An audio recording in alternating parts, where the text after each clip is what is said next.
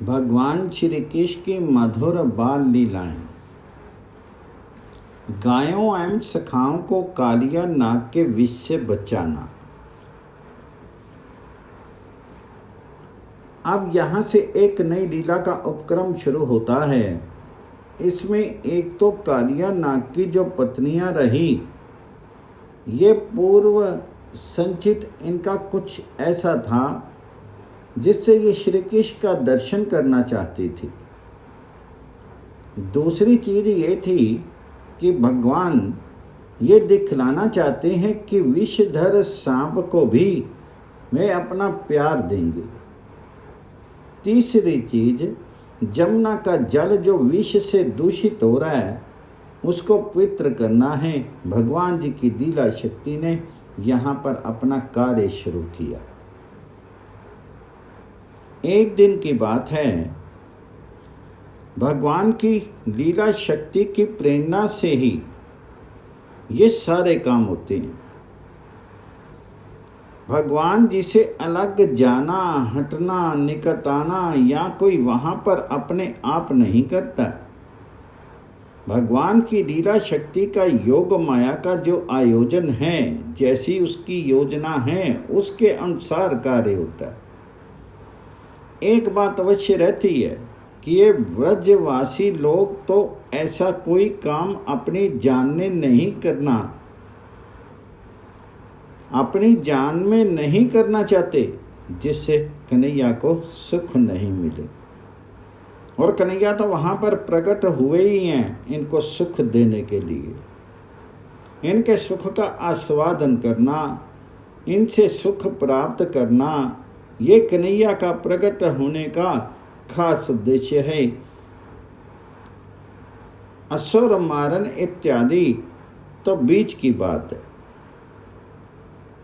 असुर मारन आदि कोई खास चीज नहीं है। असली काम तो है प्रेमियों को प्रेम रस का रसवादन करना और उन्हें कराना। आज इनकी लीला शक्ति ने एक विशेष नया खेल खेलना प्रारंभ किया। ये गाय चराने गए, दाऊ जी को साथ नहीं ले गए। आज भी वहां पर बड़ी सुंदर सुंदर घास थी, पानी था, लेकिन ये गाय चरती चरती आगे बढ़ गई और ना मालूम क्या हुआ कि गाय सब बिदक गई। इधर ये सब तो खेल रहे थे, उधर गाय जो बड़ी शांत रहती थी आज बिदक गई। वह श्याम सुंदर को देखा ही करती निरंतर, परंतु वे आज श्याम सुंदर को छोड़ करके दौड़ने लगी।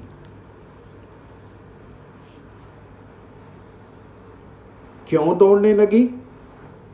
इसलिए कि जो वह अचिंत्य लीला शक्ति भगवान जी की है, उसने अपनी योजना को सिद्ध करने के लिए ऐसी डोरी खींच दी, गाय भाग चली। आगे सघन वन था। अब ये खेल रहे थे तो जब गायों को भागते देखा तब उनकी लीला भी स्थगित हो गई। इन्होंने कहा, घेरो गायों को। श्री कृष्ण हंसने लगे और कहा कि भैया घेर लाओ गायों को। तो तमाम गोप भाग चले और ये भी पीछे पीछे, गायें सुने नहीं। आगे आगे गायें भागी जाएं और पीछे पीछे श्री कृष्ण भागे जाएं। आज श्याम सुंदर धीरे धीरे चले, सब भाग गए, आंखों से ओझल हो गए और श्री कृष्ण अकेले पीछे रह गए। ये अब एक डाल को पकड़ करके खड़े हो गए और दाहिने मुट्ठी से अपने होठों को लगा करके संकेत करने लगे, पर सखाओं ने आज ध्यान नहीं दिया। ये बोले, अच्छा कुछ देर आराम ही कर ले।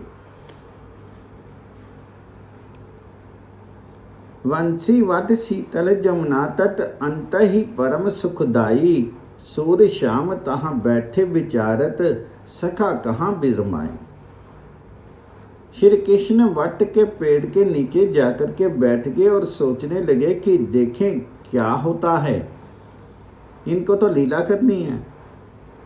सोचा कि सखा अब तक आई नहीं, क्या हो गया।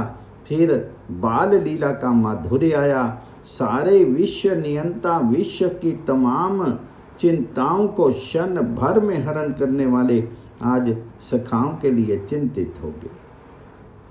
2 घड़ी बीत गई, अरे नहीं लौटेगी, क्या हुआ। इनकी चिंता का पार नहीं, बड़े चिंतित हो गए। इधर गाय उस सघन वन की सीमा को पार करके आगे जा पहुंची। दौड़ते दौड़ते गई और जेठ का महीना था, सबको बड़ी प्यास लगी। तमाम ग्वाले भी पीछे पीछे थे, इनको भी प्यास लगी। कहा कि भाई पानी पीना है। भगवान जी की लीला शक्ति का काम है, जिससे गाय उधर ही जा निकली जहाँ ये कालीय हृद था। और अगर उन्होंने वहाँ का पानी पी लिया तो फिर क्या होगा। ये सब गए और बछड़े सब के सब प्राणहीन हो जाएंगे। श्री कृष्णचंद्र चीत्कार करने लगे, जोर जोर से चिल्ला चिल्ला कर रोने लगे। ये गाय क्या है, ये तो हम ब्रजवासियों के लिए सबसे आदर्श पात्र देवता ही हैं, और ये हमारे प्राण प्रिय तमाम बालक कैसी विपन्न दशा में जा पड़े होंगे। मैं उनका सहचर हूँ, मैं जाकर के क्या उत्तर दूंगा, मैया से क्या कहूँगा और इनके माता पिता से क्या कहूँगा। बाबा पूछेंगे तो बाबा से क्या बताऊँगा, क्यों इधर मैंने इनको आने दिया। ये अनुताप करते ये पीछे दौड़े, लेकिन यहाँ तो दूसरी बात हो चुकी। ये गोप शिशु जानते थे, इन्होंने सुन रखा था कि अपने माता पिता से कि यहाँ एक अजगर सांप रहता है, वहाँ उसका बड़ा भारी जहर फैला रहता है, वहाँ कभी जाना नहीं। पर आज तो इनको जाना ही है। जानते हुए भी उधर जा निकले और बड़ी प्यास लगी हुई थी।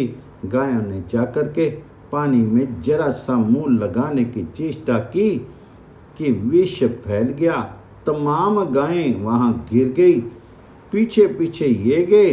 बस वह तो पशु रही, उनको जान नहीं, परंतु ये सब जानते थे।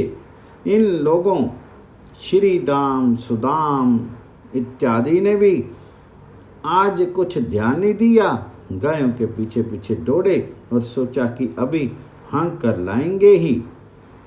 वह गए वहाँ पर और जाकर के पानी की तरफ उन्होंने मुंह किया कि बस सबके सब मूर्छित हो गए। अर्थात प्राण कोई निकले थोड़े ही, मूर्छित हो गए। योग माया की आंचल की छाया में उनके चिन्ह में प्राण निश्चेष्ट हो गए।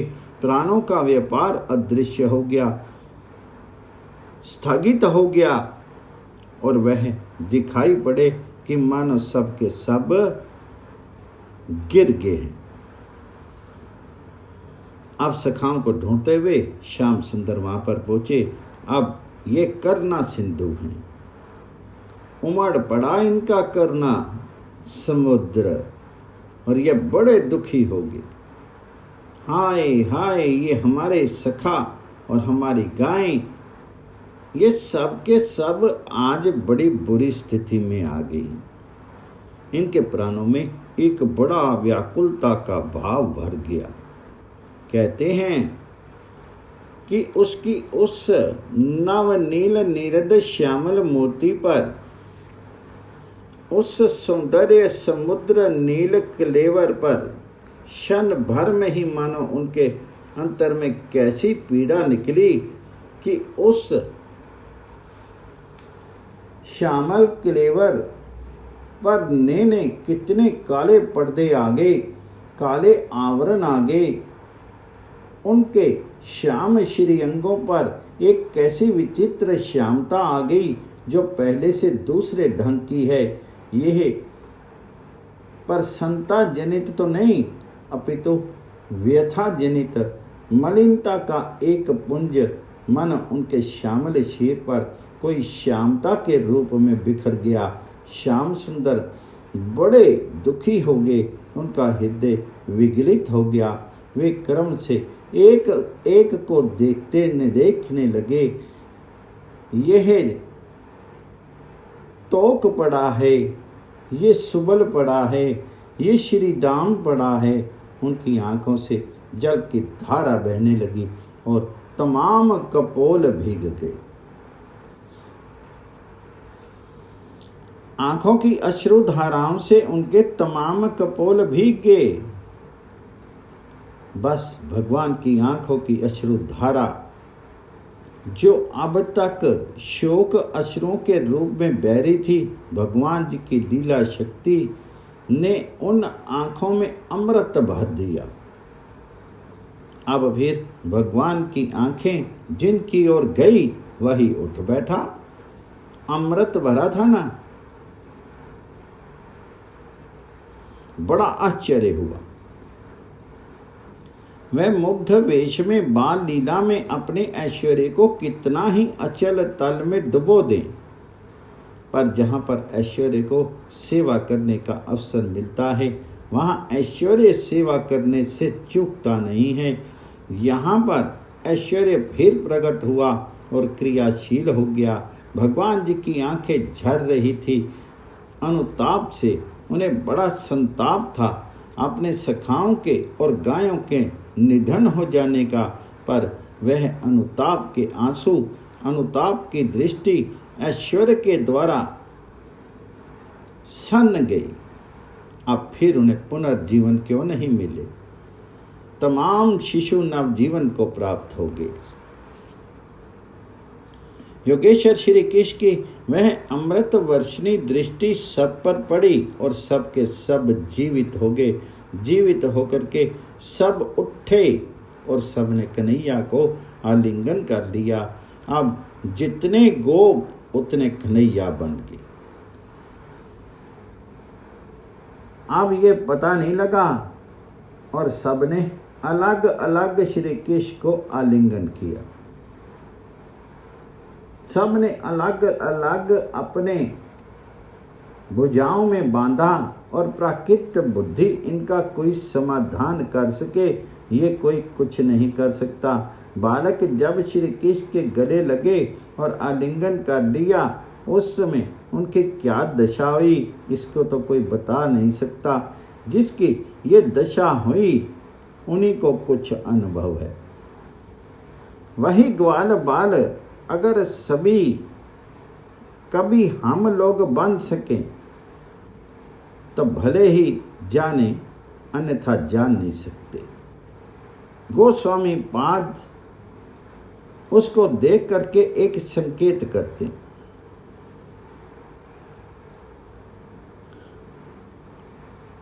बाष्प धारा से बालकों की दृष्टि अवरुद्ध हो गई, रुक गई। उनका शीर निश्चेष्ट हो गया, चेतना उनकी लुप्त हो गई। इस प्रकार मिलन के सभी साधन मानो बारंबार व्यर्थ होते गए, यहाँ तक उनको भान नहीं रहा कि सुख की अवस्था है या दुख की अवस्था है। बड़ी देर तक पकड़े ही रह गए, कोई किंचित मात्र भी छोड़ने में समर्थ ही नहीं हुआ। ये दशा हुई, आलिंगन करके पकड़े हुए हैं। जब वह प्रकृष्ट हुए तब देखी गायों की दशा। ये गायें सब हुंकार करती हुई श्री कृष्ण को घेर करके खड़ी हो गई, सब जीवित हो गई और उत्कंठा से भर करके बड़ी देर तक उन्हें चाटती रही। नील सुंदर नीलमणि उन्हें गलबाही दे करके खड़े हो गए, गले में हाथ डाल डाल करके खड़े हो गए। प्रत्येक गाय के गले पर श्री कृष्ण का हाथ है। अब गाय ने ना चाटना छोड़े और ना उनका हाथ हटे। बच्चों ने देखा कि बड़ी देर हो गई है, तो शिष्यों ने आकर के बड़ा प्रयास करके श्री कृष्ण के हाथ को लग किया, बहुपात से मुक्त किया, परंतु जो गाय रही अपने नेत्रों को हटा नहीं सकी। मुख चंद्र सुधा का पान करने से बड़ी देर तक वह ज्यों की त्यों खड़ी रही, वह तृप्त नहीं हो सकी। इस अनंत सुधा करके, अनुपम सुधा का पान करके बालकों के नेत्र तो आश्चर्य में डूब गए। वे बड़े विस्मित होकर के एक दूसरे का देखने लगे। अरे क्या हो गया, हम तो मर गए थे और ये जिंदा कैसे होगी। सखन यह मन आनी, मरे जिए यही काल हम। कृष्ण अनुग्रह जानी, मन हर्षे अति प्रेम भर। बड़े श्याम सुंदर ने जिला दिया। अब सब लोग कन्हैया की जय बोलने लगे। कन्हैया भैया की जय, दाऊ भैया की जय। नीलमणि हंसने लगे, पर उनको तो दूसरा काम करना है। उनकी आंखें लगी हैं कालिया हृदय की ओर। वह कुछ और सोच रहे हैं। बच्चों को तो आनंद है, बच्चों को अब विष की बात फिर भूल गए। अरे अभी अभी मर गए थे सब और इस हद के तट पर खड़े हुए हैं, ना मालूम फिर कुछ हो जाए, पर बच्चों को कुछ नहीं। बच्चे तो अब अपने कन्हैया को देख देख करके नाचने कूदने में व्यस्त हैं। बोले देखो ना, इस कन्हैया ने हम लोगों को जिला दिया। प्राण बिनु हम सब भय ते, तुम ही दियो जीवाई। सुर के प्रभु तुम जहां, ता हम ही देत बचाई। कन्हैया तुम तो हमको बचाने वाले हो, हम जहां गए तुमने बचा लिया। वे सब जय जयकार बोलने लगे। इधर एक और दूसरी चीज इनके मन में आई। कृष्ण गोपाल की जय।